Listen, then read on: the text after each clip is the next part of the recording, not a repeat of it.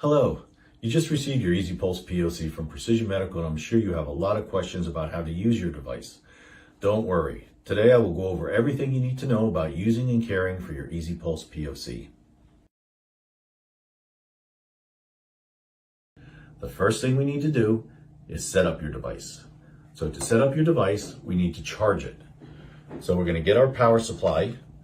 Power supply comes with a brick and a power cord.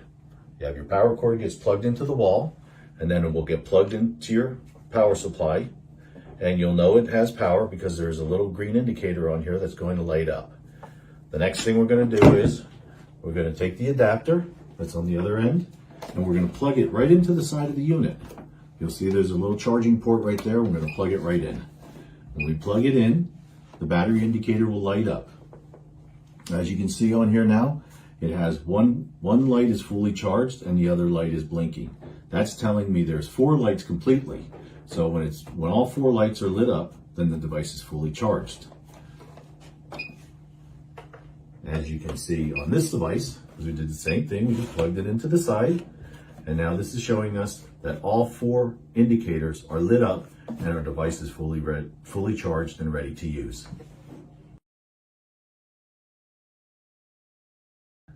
Now that you have it set up and your device is fully charged, now we're going to talk about how to use your EasyPulse POC. You got to unplug your power supply. You can put that away for now. You probably received the bag also with the unit. The bag has a flap, and on that flap you have a window and a mesh. That mesh is always in the back of the unit. So you just take the unit, slide it into the bag, and you can flip over the flap. The flap will be forward, and you'll know it's ready to go because you have this big window that will show you where your all your buttons are.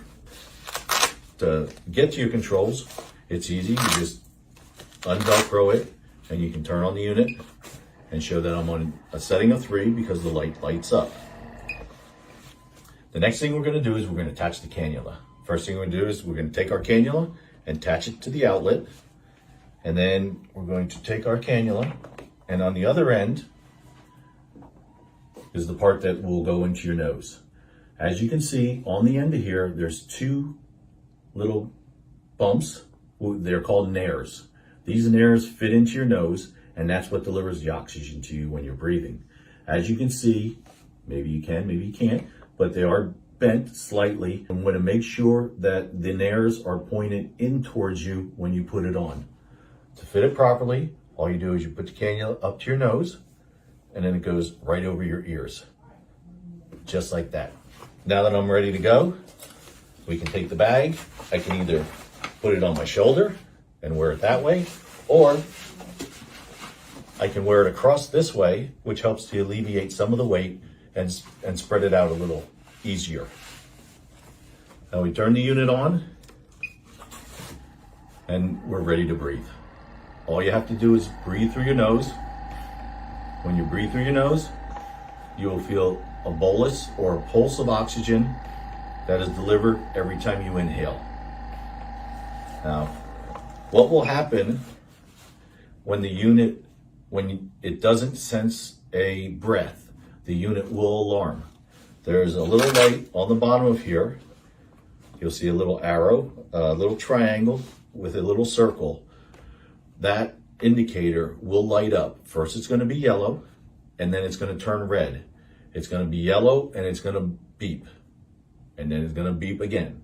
And then it's going to beep again. And then eventually it's going to turn red. And then it's going to beep and beep and beep, and it's going to drive you crazy. What is that telling you? That's telling you you need to breathe through your nose. It's telling you that it does not sense any inhalation because you're not breathing through your nose, you're breathing through your mouth. So as soon as you breathe through your nose, that indicator is going to go off, and the unit won't be yelling at you anymore to breathe through your nose.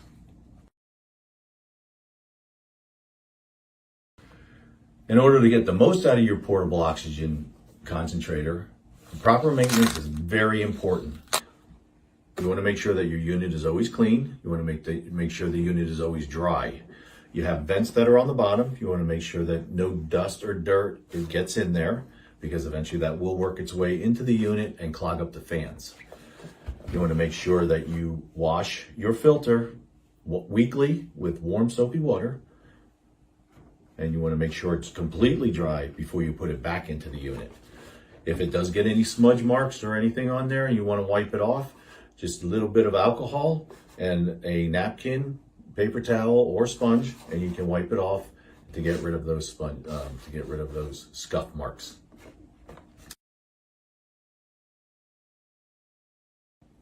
Last but not least, here are some precautions you should take. Here's one of the things you want to keep in mind. Do not leave the unit in the car when it's cold or when it's hot. It does not like extreme heat, and it does not like extreme cold. It does not work well below 35 degrees. It does not work well above 104 degrees. So you want to make sure that you don't leave it in the car overnight or out in the parking lot, especially on a hot summer day or a cold winter day.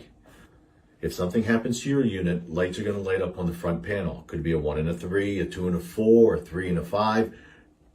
That tells us what is wrong with the unit and that there is a problem with the unit. If something does happen like that, you hear it beeping and the lights come on, you're going to want to call your home care provider and let them know that you're having a problem, and they'll be able to help you. And now you are ready to use your EasyPulse POC. If you have any further questions about living your life on oxygen therapy, visit our blog on precisionmedical.com.